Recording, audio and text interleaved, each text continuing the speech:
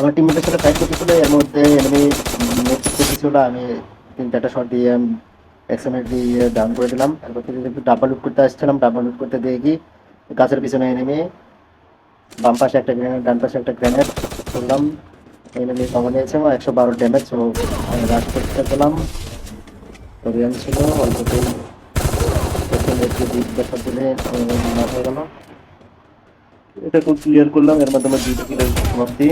এখন কাতুল এসে চলে আসছি, কাতুল এসে আসে দেখে এখানে মেট্রিক করতেছিল বল ফায়ার জ্বালায়। তো দিমিত্রি সোনিয়া দিমিত্রি এর মাধ্যমে 3টা কিলের সমাপ্তি হলো। ও 4টা কিল হয়ে গেল অলরেডি। দেখা যাক পরবর্তীতে কি হয়। ও এনিমির সাথে চলে এসেছে,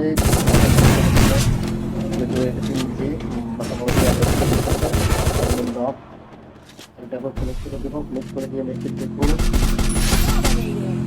মেট্রিক করবো। একটা দিকে মেট্রিক করতে করতে এই দিকে আলটা না ছিল হলো গানগুলো ফেললাম। ওরিয়ন হলো যেটা বলতে চাচ্ছিলাম, ওরিয়ন হলো অমর ক্যারেক্টার ভাই, অমর ক্যারেক্টার। জলের ভেতরে একটা এনিমি নাম ছিল, আমি দিয়েছিলাম, তো এটাকে ফিনিশ করে দিলাম। এখানে একটা এনিমি আছে, ও পার্লার করলাম, গান রিলোড করলাম, এটা এই পাথরের পিছনে বসে সামনে দিয়ে গুলি করতেছিল, তো রাশ করে দিলাম। ওরিয়ন ভালো ড্যামেজ আছে, তারা গিয়েছিল জমির ভেতর দিয়ে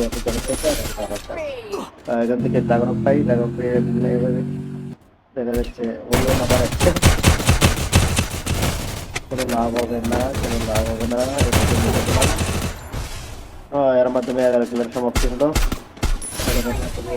আর 11 মিলে ও চুরি একটা কিল শুরু করতে পারলাম 12টা, মানে 12 কিলোর সমাপ্তি।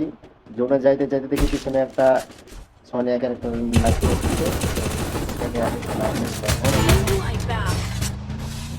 লাস্ট কিল অবশ্যই আমি পাই না, লাস্টে আমার টিমেট পাই। আমি বুঝে না দেখেন আমার নেট পিছনে নাকি অন্য কোনো সমস্যা বুঝে নাই। তো